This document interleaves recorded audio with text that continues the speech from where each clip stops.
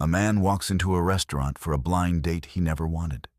He's exhausted, broken, still grieving his wife 3 years later. His sister practically forced him here, saying he needs to start living again. He spots his date across the room and freezes. She's crying, her whole body shaking with sobs. He should leave. This is clearly a disaster. But something pulls him forward. One step, then another. She lifts her head, and his world stops. This woman is his CEO. The same CEO who's never noticed him in 4 years of working at her company. The woman who sits in a corner office on the top floor while he struggles to make rent every month. The woman who holds his career, his livelihood, his daughter's future in her hands. His mind races. What is she doing here? Does she know who he is? What she says next breaks him completely. Because in that moment, he realizes that the powerful woman everyone fears is just as broken as he is. Maybe more. Before we continue, let us know in the comment section where in the world you're tuning in from. We love seeing how far our stories reach. And if this story speaks to you, don't forget to like, share, and subscribe. Jacob's feet carried him forward before his brain could stop them. The woman at the table had her face buried in her hands, shoulders shaking. He stopped a few feet away. "Excuse me," he said softly. "Are you okay?" The woman's hands froze. Slowly, she lifted her head. Jacob's heart stopped. Her eyes were red and swollen, mascara streaked down her cheeks. She quickly grabbed her napkin and wiped at her face, trying to compose herself. "I'm so sorry," she stammered. "This is so embarrassing." Jacob stood there, unable to move, unable to breathe. "Can I sit?" he finally managed. She nodded, still wiping her eyes. "Yes, please." Jacob pulled out the chair and sat down. His hands were shaking. The restaurant noise faded to nothing. Neither of them spoke. Finally, she looked at him more carefully, her brow furrowing. "You look familiar. Have we met before?" Jacob's throat went dry. "I work for you. Marketing department." The color drained from her face. "Oh, God." "Yeah." She pressed her hand to her forehead. I didn't know. My assistant set this up. She's been trying to get me to date for months. She just said your name was Jacob." She looked at him, mortified. She had no idea. "My sister set me up too," Jacob said. "Just said her name was Natalia." She let out a shaky laugh. "This is a disaster. Do you want me to leave?" "No," she said quickly. "Please don't. I don't know what to do here." "What were you expecting?" Natalia looked at him, and something in her expression cracked. "Someone who didn't know who I was. Someone who might see me.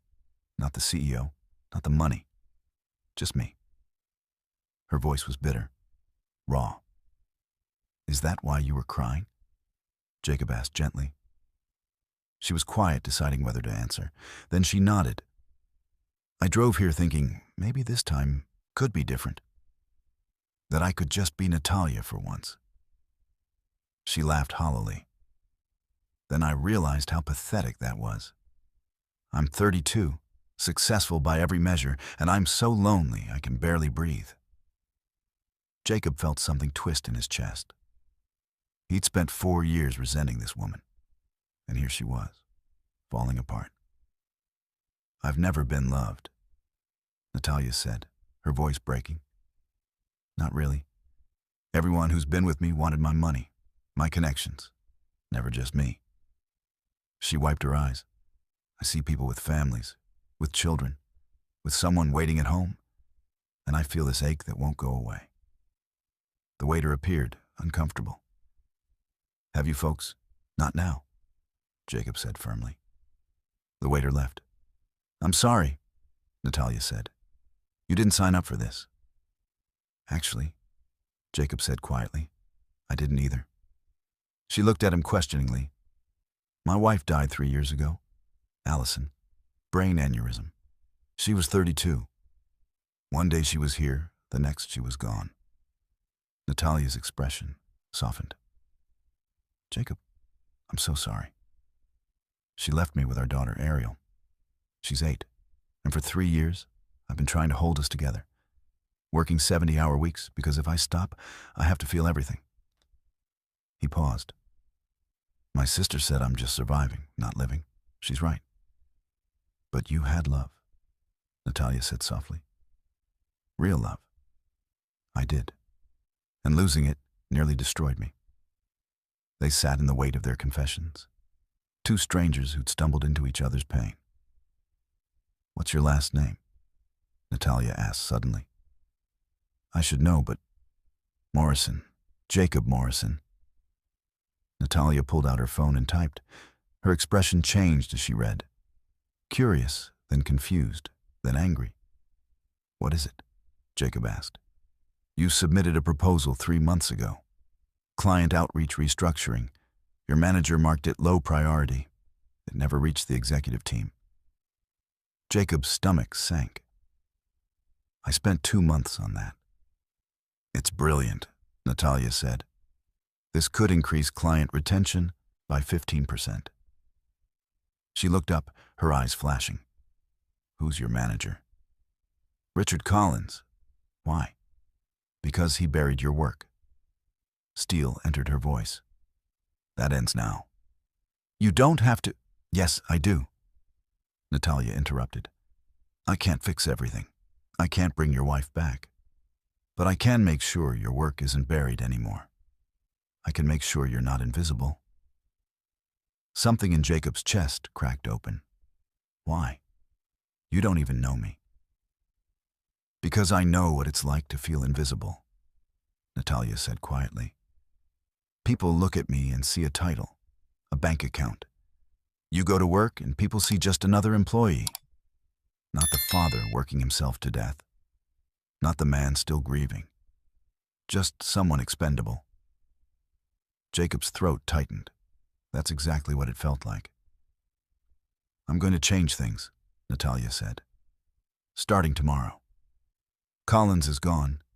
You're getting the recognition you deserve. Just like that. Just like that. I've been blind to what's happening in my own company, but I'm not blind anymore. The waiter returned. This time they ordered, neither really looking at the menu. When he left, Jacob leaned back. This is the strangest date I've ever been on. A small smile touched Natalia's lips. Me too. Tell me about your daughter, Natalia said. What's she like? Jacob's face changed completely. She's everything. Smart, stubborn, funny. She wants to be a marine biologist one week, an astronaut the next. She plays soccer and she's terrible at it, but loves it anyway. She sounds wonderful. She is, Jacob said quietly. She deserves more than I can give her. I doubt that's true. It is. I miss her school plays for mandatory meetings, can't afford vacations. She wears clothes too small because I'm waiting for payday. He paused. And she never complains. Just smiles and says we're okay. But we're not. Natalia was quiet. What if things were different? What if you didn't have to choose between being there for her and keeping the lights on? That's not how the world works. Maybe it should be. Maybe I can make it work that way. Their food arrived. They ate slowly, conversation flowing easier now. They talked about everything. And somewhere in the middle, something shifted. They weren't CEO and employee anymore. Just two broken people finding unexpected comfort. As they finished, Natalia looked at Jacob. Would you be willing to do this again? Not as boss and employee, just as two people who understand each other. Jacob's heart did something complicated. Fear and hope tangled together. I don't know if I'm ready. I'm not either, Natalia admitted. But maybe we don't have to be ready. Maybe we just have to be willing to try. Jacob looked at this woman who'd been crying when he walked in. This CEO who was just as lost as he was. And for the first time in 3 years, he felt something other than grief. Possibility. Okay, he said quietly. Let's try. The next morning, Jacob woke up feeling different. Lighter, somehow. Like something that had been pressing on his chest for 3 years had finally loosened just a little. He made breakfast for Ariel, watched her eat her cereal while telling him about a dream she'd had about dolphins. And for the first time in a long time, he was fully present, not thinking about work, not drowning in grief, just there. "Dad, are you okay?" Ariel asked, looking at him with those big eyes that were so much like Allison's.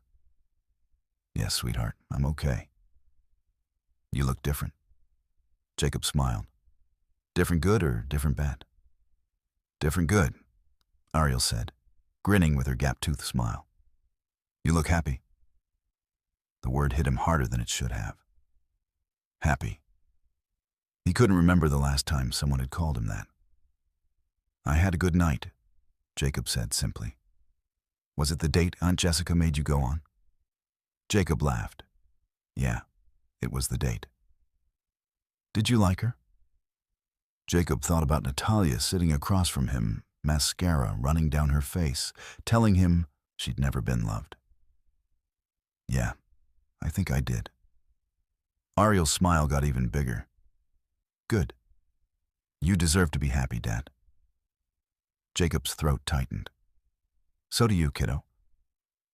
When Jacob got to the office, everything felt surreal. He walked through the same doors he'd walked through for 4 years, took the same elevator, sat at the same desk. But nothing felt the same. Around 10 o'clock, his phone buzzed. An email from HR. His heart started pounding. "Jacob Morrison, please report to the executive floor. Conference room A."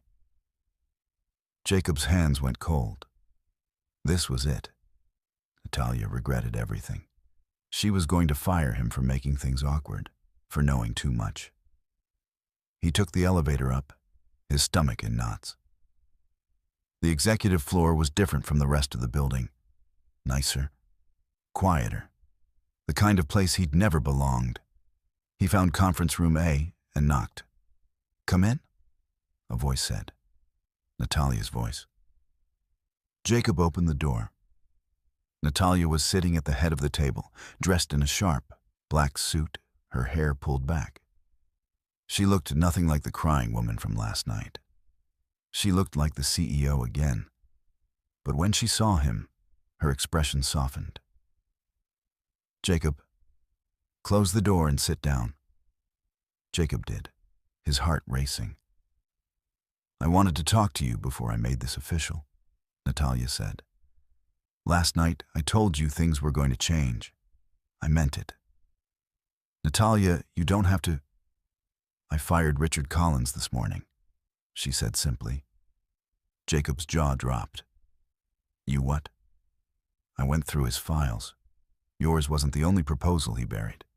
He's been doing this for years, protecting his territory, making sure no one beneath him looked too good, making sure he stayed essential." Natalia's eyes were hard. "He's gone.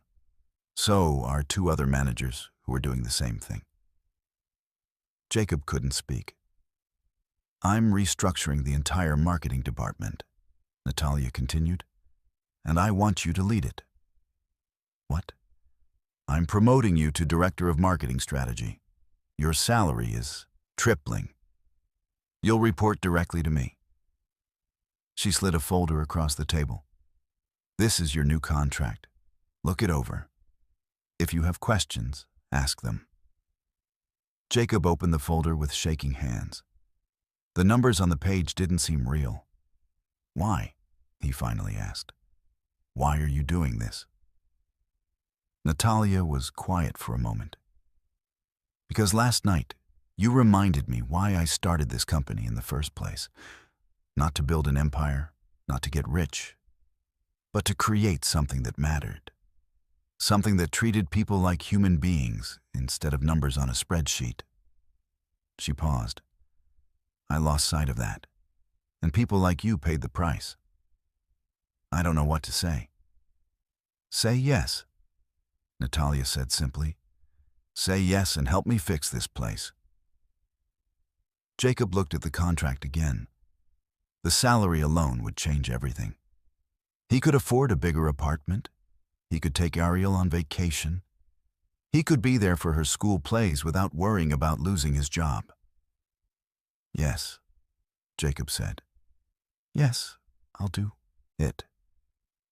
Natalia smiled, a real smile, the kind he'd only seen glimpses of last night. Good. You start Monday. That's in 3 days. I know. Use the time to spend with your daughter. You've earned it. Jacob stood up, still in shock. Thank you for all of this. Don't thank me yet, Natalia said. You're going to be working hard. I have high expectations. I won't let you down. I know you won't. She paused. Jacob, about last night. I meant what I said. About wanting to do it again.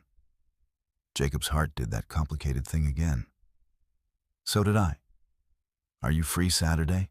There's a park near my place. We could take a walk, talk, no pressure. I'd like that, Jacob said. But I have Ariel on Saturdays. Bring her, Natalia said without hesitation. I'd like to meet her. Jacob stared at her. You want to meet my daughter? If that's okay with you. Jacob thought about it. About introducing someone new into Ariel's life. About the risk. About what it might mean. Okay, he said, finally. Saturday.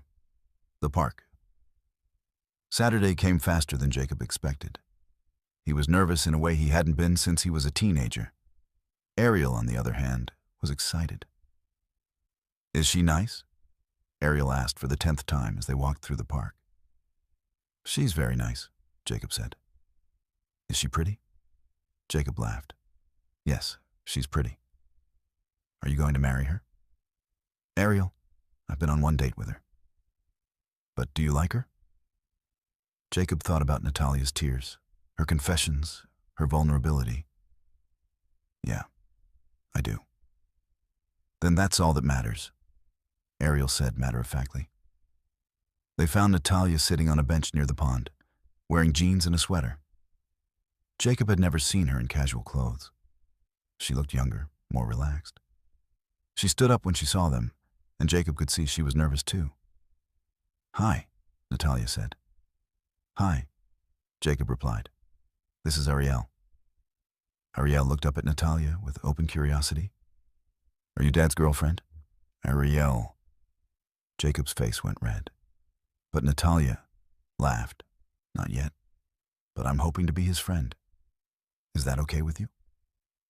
Ariel considered this seriously. Do you like dolphins? I love dolphins. Good. Dad, I like her. They spent the afternoon walking through the park. Natalia asked Ariel about school, about soccer, about her dreams of being a marine biologist. She listened like Ariel's words were the most important things she'd ever heard. At one point, Ariel ran ahead to look at the ducks, and Natalia moved closer to Jacob. She's wonderful, Natalia said softly. She is. She's the best thing in my life. I can see why. Natalia paused. Thank you for letting me meet her. Thank you for wanting to. They watched Ariel throw bread to the ducks, laughing when they fought over the pieces. I've been thinking about something, Natalia said. About what you said that night. About not being able to afford things for her. Natalia, I don't want your money. That's not what I'm offering, she said quickly. I'm offering time. Your new position comes with flexible hours. Work from home when you need to. Be there for her school events. Take her on that vacation you've been putting off. She looked at him. Money helps, but time is what she really needs. time with her dad. Jacob's eyes burned. You don't have to do this. I want to, Natalia said. I told you I'm fixing things, starting with the things that matter most. The weeks that followed were like a dream. Jacob started his new position and discovered he was good at it. Really good. His ideas were implemented, his voice was heard, and for the first time in years, he felt like he mattered. But the best part was Natalia. They saw each other 3, sometimes 4 times a week. Sometimes it was just the 2 of them, having dinner, talking for hours about everything and nothing. Sometimes it was the 3 of them, Jacob, Natalia, and Ariel, doing normal family things, going to movies, getting ice cream, attending Ariel's soccer games. Natalia was different with Ariel, softer, more open. She cheered at the games, even though Ariel's team lost more often than they won. She helped with homework. She asked questions about Ariel's day like she genuinely cared about the answers. Because she did care. Jacob could see it. One evening, after they'd put Ariel to bed, Jacob and Natalia sat on his small balcony, drinking wine and watching the city lights. I need to tell you something, Natalia said quietly. Jacob's heart skipped. What? I'm falling for you, she said. For both of you, and it terrifies me. Jacob set down his wine glass. Why does it terrify you? Because I've never had this before. This feeling, like I've found something I didn't even know I was missing. She looked at him. What if I mess it up? What if I'm not good at this? You're already good at this, Jacob said. Natalia, you show up. You care. You see us. That's all that matters. But what about Ariel? What if Ariel adores you? Jacob interrupted. Last week, she told me she wishes you could be her mom. Natalia's eyes filled with tears. She said that. She said that. Natalia wiped at her eyes, laughing. I'm crying again. You have this effect on me. Good, Jacob said, moving closer. I like seeing you as you really are. And what am I? Human, Jacob said. Beautiful. Real. He kissed her then, soft and gentle, and Natalia kissed him back. It was nothing like his first kiss with Allison had been. That had been wild and passionate and young. This was different, deeper, born from pain and understanding and the knowledge that they'd both been broken and were slowly putting each other back together. When they pulled apart, Natalia was smiling.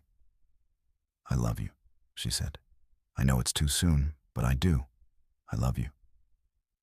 Jacob's heart felt too big for his chest. I love you too. 3 months later, on a cool evening in October, Jacob took Natalia back to the restaurant where they'd first met. The same table, the same corner. Natalia looked beautiful in a blue dress, her hair down, her eyes bright. Why did you want to come back here? She asked. Because this is where it started, Jacob said. This is where I found you crying and decided to sit down anyway. Best decision you ever made, Natalia teased. Second best, Jacob corrected. He reached into his pocket and pulled out a small box. Natalia's hand flew to her mouth. Jacob opened the box, revealing a simple diamond ring. I know we haven't been together that long. I know people will say we're rushing. But I also know that life is short and unpredictable. And when you find someone who sees you, really sees you, you don't let them go. He paused. Natalia, will you marry me? Natalia was crying again, but this time they were happy tears. Yes. Yes, of course, yes. Jacob slipped the ring on her finger, and she pulled him into a kiss that made the entire restaurant disappear. I love you, she whispered against his lips. I love you too. They sat there for a long moment, just holding each other, and Jacob thought about how far they'd both come. From two broken people crying at a restaurant to this. To love. To hope. To a future that actually felt possible. "Can I tell you something?" Natalia said. "Anything." "When I was crying that night, before you showed up, I was thinking about giving up. On dating, on love, on ever finding someone who could make me feel less alone." She looked at him. "And then you walked over and asked if I was okay, and everything changed." "Everything changed for me too," Jacob said. "We saved each other," Natalia said softly. "Yeah," Jacob agreed. "We did." The wedding was small, intimate, exactly what they both wanted. They chose a garden venue with flowers and string lights and the people who mattered most. Jacob's sister Jessica was there, crying happy tears. Natalia's assistant sat in the front row, beaming. A handful of close friends filled the rest of the seats. But the most important person was Ariel. She stood at the entrance in her flower girl dress, pale pink, holding a basket of rose petals. Her face was serious with concentration as she walked down the aisle, carefully dropping petals one by one. Jacob watched her, his heart so full it hurt. His little girl. The reason he'd kept going when everything felt impossible. And now she was leading the way to his future. When Ariel reached the altar, she grinned up at him. Jacob winked back, and she took her place beside Jessica. Then the music changed. Natalia appeared at the end of the aisle, and Jacob forgot how to breathe. She wore a simple white dress, her hair falling in soft waves. But it wasn't the dress that made his eyes burn. It was her face, the pure joy radiating from her, the way she looked at him like he was her entire world. When she reached him, she took his hands. "Hi," she whispered. "Hi," he whispered back. The officiant spoke briefly, then nodded to them. "Jacob and Natalia have prepared their own vows." Jacob went first, his voice shaking slightly. "Natalia, 6 months ago, I walked into a restaurant expecting nothing. I'd given up on feeling anything other than grief. And then I saw you crying, and something told me to stay. To sit down, to listen." His voice cracked. "You saw me when I was invisible. You made me believe I could live again, not just survive. You loved my daughter like she was your own. I promised to see you, always. To hear you, always. To love you, always." Natalia was crying openly now. She took a breath and began. "Jacob, I spent 32 years believing I was unlovable, that I was destined to be alone." Her voice was soft but steady.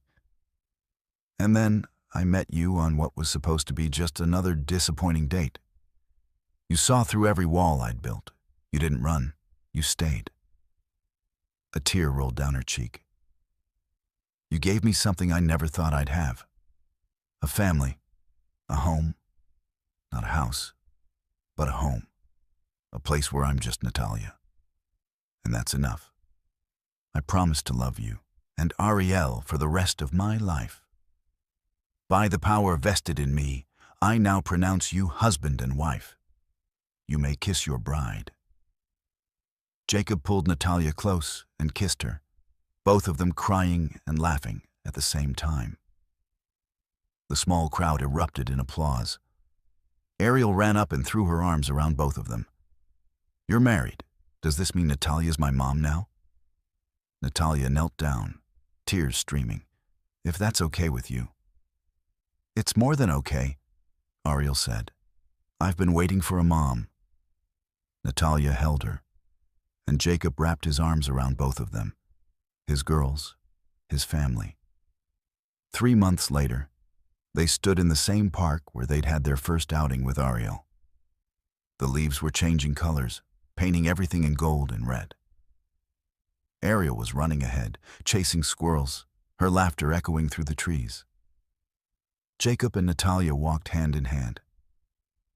"I never thought I could be this happy again," Jacob said quietly. Me neither, Natalia said. But here we are. Ariel ran back to them, out of breath and grinning. Can we get ice cream?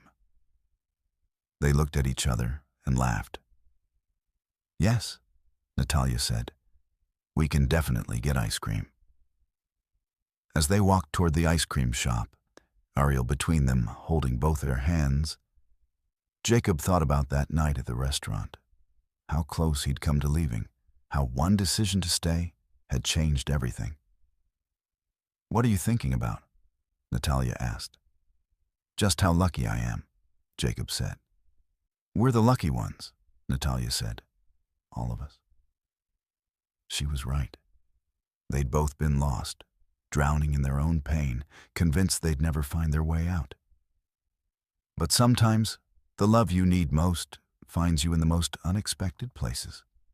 At a table in a restaurant, with tears and vulnerability and the courage to stay when everything tells you to run. Sometimes, all it takes is one person asking if you're okay, and one person brave enough to answer honestly. Sometimes, that's all it takes to change everything. Love doesn't always come the way we expect it to. Sometimes it comes when we're broken, when we're crying, when we've given up hope. But that's when it matters most. Jacob and Natalia found each other when they needed it most. And in doing so, they found themselves. What part of this story touched you the most? Let us know in the comments below. And if this story moved you, don't forget to like this video and subscribe to Soul Story for more stories that remind us what truly matters. Thank you for watching.